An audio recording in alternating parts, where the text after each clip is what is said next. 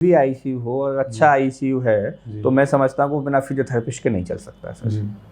क्योंकि आईसीयू में सारे जो मरीज जाते हैं वो क्रिटिकल केसेज वाले जाते हैं और उसमें फिजियोथेरेपिस्ट का बहुत बड़ा योगदान है। जैसे चेस्ट पीटी है, चेस्ट पीटी मतलब फेफड़ों के लिए हम लोग करते हैं, उसका बलगम बाहर निकलवा रहे हैं, उसकी हम पोजिशनिंग करवा रहे हैं, करवट दिलवाते हैं और पोजिशनिंग कराते हैं कहीं उसको बेड सोर ना हो जाए, लोगों की कमर जो लग जाती है बेड सोर ना हो जाए, कहीं बहुत सारी चीज़ें ऐसी हो जाती हैं और फिर उसको हम बिठाना, पोजिशनिंग कराना, चेस्ट पीटी कराना और ऑक्सीजन लेवल को इम्प्रूव करना, ये सारे काम फिजियोथेरेपिस्ट के होते हैं।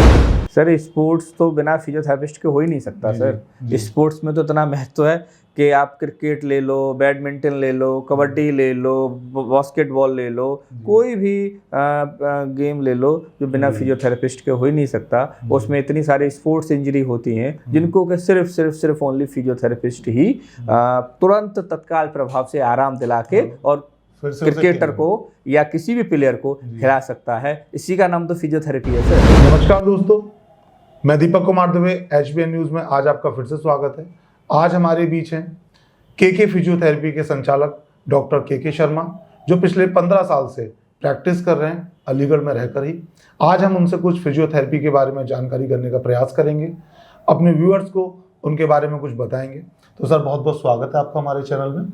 सर मैं चाहता हूँ एक बार हमारे चैनल के माध्यम से आप अपने बारे में कुछ बताएं। सबसे पहले तो दीपक जी आपका बहुत बहुत धन्यवाद जो कि आपने HBN न्यूज़ चैनल में मुझे बुलाया, मेरे माध्यम से अलीगढ़ की जनता को या व्यूअर्स को, HBN न्यूज़ चैनल को जो लोग देखते हैं उनको फिजियोथेरेपी के बारे में काफ़ी हद तक लोगों को पता चलेगा कि फिजियोथेरेपी क्या है और कैसे काम करती है। सर जैसे कि मैं देख रहा हूँ कि पिछले 15 साल से आप अपने क्लिनिक को यहाँ पे प्रैक्टिस कर रहे हैं अलीगढ़ के अंदर, तो सबसे ज़्यादा किस टाइप के पेशेंट्स आपके पास आते हैं सर?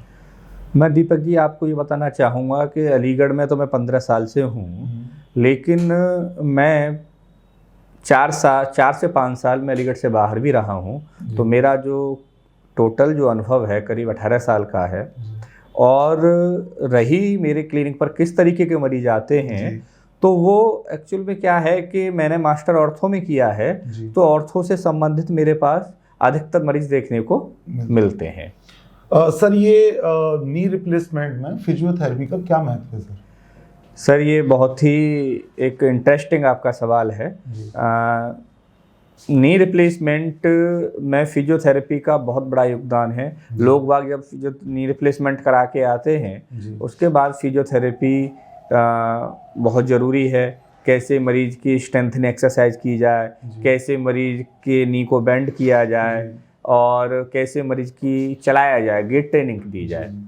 और मैं समझता हूँ कि ऑपरेशन के होने के बाद जो सारे का सारा जो काम है, पेशेंट को रिहैब करने का काम है, पेशेंट को चलाने का काम है, पेशेंट को सारी चीज़ें उसकी स्ट्रेंथ का काम है, टोटली काम फिजियोथेरेपिस्ट का है। सर क्या ऑपरेशन से पहले भी फिजियोथेरेपी का महत्व है? हाँ बिल्कुल बिल्कुल, बहुत ज़्यादा महत्व है।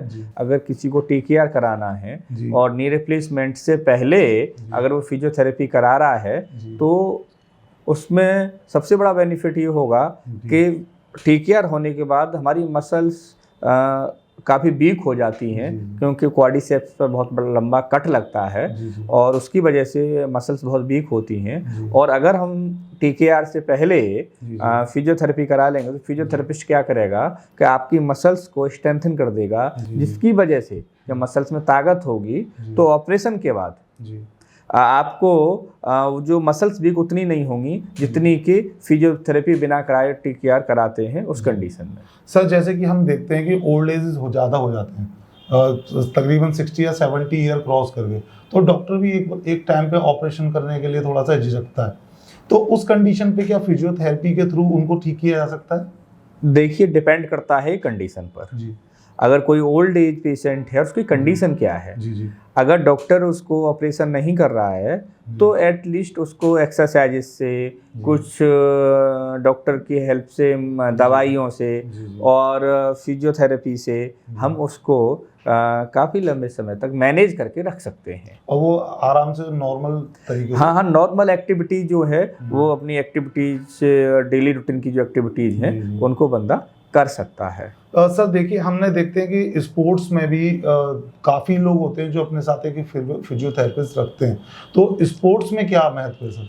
सर स्पोर्ट्स तो बिना फिजियोथेरेपिस्ट के हो ही नहीं सकता सर। स्पोर्ट्स में तो इतना महत्व है कि आप क्रिकेट ले लो, बैडमिंटन ले लो, कबड्डी ले लो, बास्केटबॉल ले लो, कोई भी गेम ले लो जो बिना फिजियोथेरेपिस्ट के हो ही नहीं सकता। उसमें इतनी सारी स्पोर्ट्स इंजरी होती हैं जिनको कि सिर्फ ओनली फिजियोथेरेपिस्ट ही तुरंत तत्काल प्रभाव से आराम दिला के और क्रिकेटर को या किसी भी प्लेयर को खिला सकता है। इसी का नाम तो फिजियोथेरेपी है सर। विद इन 2-3 सेकंड में डायग्नोस करना और 2-3 मिनट में ट्रीटमेंट करना और पेशेंट से प्लेयर को बोलना कि जाके ग्राउंड पर जाओ और खेलो। सर देखिए, आज के दौर में हम लोग देख रहे हैं कि सर्वाइकल की प्रॉब्लम बहुत ज़्यादा बढ़ रही है, तो ये क्या होता है और क्या फिजियोथेरेपी के थ्रू इसको ठीक किया जा सकता है? बिल्कुल किया जा सकता है सर। सर्वाइकल जो आज की डेट में जो देखने को मिल रहा है उसके पीछे जो मुख्य कारण है वो है हमारे उठने बैठने का गलत तरीका, हमारा पोस्चर का खराब होना, हमारा पीसी का ज़्यादा यूज करना, मोबाइल का ज़्यादा यूज करना, व्हाट्सएप फेसबुक का ज़्यादा चलाना। इसकी वजह से हमारे क्या होता है, हमारे जो नेक मसल्स हैं वो स्पाज्म में चले जाते हैं, धीरे धीरे धीरे धीरे धीरे वो स्पॉन्डिलाइटिस में बदल जाता है। कभी कभी ये भी देखा जाता है कि स्पॉन्डिलाइटिस होता ही नहीं है, हमारे गर्दन के आसपास की मांसपेशियों में स्टिफनेस हो जाती है, जकड़ जाती है, तो उनको हम फिजियोथेरेपिस्ट उनको रिलीज कर देता है, स्ट्रेंथन कर देता है, तो मरीज बिल्कुल सही होता है। जरूरी नहीं कि वो सर्वाइकल स्पॉन्डिलाइटिस ही हो। तो सर नॉर्मल एक्सरसाइज के थ्रू भी उसको ठीक किया जा सकता है? बिल्कुल, एक्सरसाइज के थ्रू और फिजियोथेरेपिस्ट के सुपरविजन में ही एक्सरसाइज करें तो ज़्यादा अच्छा है। और सर नॉर्मली ब्रेन हेमरेज के काफ़ी चल रहा है इस समय, देखा जाता है कि ब्रेन हेमरेज ज़्यादा हो रहा है या फेस पे लगवा रहा है या लकवे की शिकायत बढ़ रही है, ऐसा क्यों हो रहा है और इसका क्या महत्व है सर फिजियोथेरेपी का? सर देखिए, सारी समस्याएं जो ब्रेन हेमरेज वाली हैं वो स्ट्रेस से जुड़ी हुई हैं। आज की भागम दौड़ की ज़िंदगी में लोगों को अपने लिए काम नहीं है, अपने लिए वक्त नहीं है, वो भागते हैं, इधर उधर लगे हुए हैं और उसकी वजह से स्ट्रेस बढ़ रहा है। स्ट्रेस की वजह से लोगों की डायबिटीज बढ़ रही है, एंजाइटी हो रही है, जिसकी वजह से बीपी शूट कर रहा है लोगों का, और बीपी शूट करने की वजह से उनको ब्रेन हेमरेज हो रहा है या न्यूरोलॉजिकल समस्याएं हो रही हैं। ब्रेन हेमरेज होने के बाद जो उसके कॉम्प्लिकेशंस हैं, जैसे पैराप्लेजिया है, मोनोप्लेजिया है, ट्राइप्लेजिया है, हेमीप्लेजिया है, इन सारी चीज़ों में फिजियोथेरेपी का बहुत बड़ा योगदान है। फिजियोथेरेपी पैरालिसिस के पेशेंट में रामबाण की तरह काम करती है। और ब्रेन हेमरेज के लिए सर? ब्रेन हेमरेज के लिए आप अपने एक्टिविटीज़ को सही रखिए, स्ट्रेस को कम रखिए, मॉर्निंग वॉक करिए, अपने एक्सरसाइज पे, फिटनेस पे ध्यान दीजिए, इतना स्ट्रेस नहीं लीजिए जितना लेना चाहिए। जरूरी है कि सर कह सकते हैं कि आज की जो दौड़ भाग भरी जिंदगी है, जो प्रेशर आदमी अपने ऊपर माइंड पे ले रहा है या स्ट्रेस ले रहा है या मौसम की चपेट में आता है, ये कहीं ना कहीं और आलस के रूप में जाता है, बंदा सुबह जल्दी उठने में देरी करता है, तो कहीं ना कहीं ये जिम्मेदारी है, वो खुद जिम्मेदार है अपने इस एक्टिविटी के लिए? सर मैं तो ये कहूँगा, हर व्यक्ति को लव योरसेल्फ, अपने आप से प्यार करना चाहिए। जब आप अपने आप से प्यार करोगे तो लोग आपसे प्यार करेंगे, क्योंकि लोग तो स्वस्थ शरीर से प्यार करते हैं ना। जब आप स्वस्थ होंगे तो लोग आपसे प्यार करेंगे, और आपको स्वस्थ रहने के लिए अपने आप के लिए समय निकालना पड़ेगा, अपनी एक्सरसाइज करनी पड़ेगी और अपने आप लिए वक्त देना पड़ेगा। और सर मैंने देखा है कि बहुत सारे आईसीयू में फिजियोथेरेपीज को देखा जाता है, तो वहाँ पे भी ट्रीटमेंट करते हैं, तो किस तरीके से देखते हैं आप आईसीयू के अंदर? सर ये बहुत ही अच्छा सवाल आपने किया है कि कोई भी आईसीयू हो और अच्छा आईसीयू है तो मैं समझता हूँ बिना फिजियोथेरेपिस्ट के नहीं चल सकता सर। क्योंकि आईसीयू में सारे जो मरीज जाते हैं वो क्रिटिकल केसेज वाले जाते हैं, और उसमें फिजियोथेरेपिस्ट का बहुत बड़ा योगदान है। जैसे चेस्ट पीटी है, चेस्ट पीटी मतलब फेफड़ों के लिए हम लोग करते हैं, उसका बलगम बाहर निकलवा रहे हैं, उसकी हम पोजिशनिंग करवा रहे हैं, करवट दिलवाते हैं, और पोजिशनिंग कराते हैं कहीं उसको बेड सोर ना हो जाए, लोगों की कमर जो लग जाती है। और सर मैंने काफ़ी एक बीमारी और देखी है कि मैंने देखा है कि गर्दन के आसपास ना नसों का गुच्छा टाइप बन जाता है, सिकुड़ जाती है नसें सर, और तो उनको किस तरीके से देखते हैं और उनको फिजियोथेरेपी से किस तरीके से ट्रीटमेंट? सर ये जो आपने जो गर्दन के आसपास जो गुच्छा टाइप बता रहे हैं, ये तो आज की डेट में बेसिक समस्या है। जी। यहाँ पोस्चर खराब हुआ, मसल्स में स्पाज्म आया, मसल्स स्टेप हुई और वो फील करेंगे तो लगेगा गुच्छा बन गया।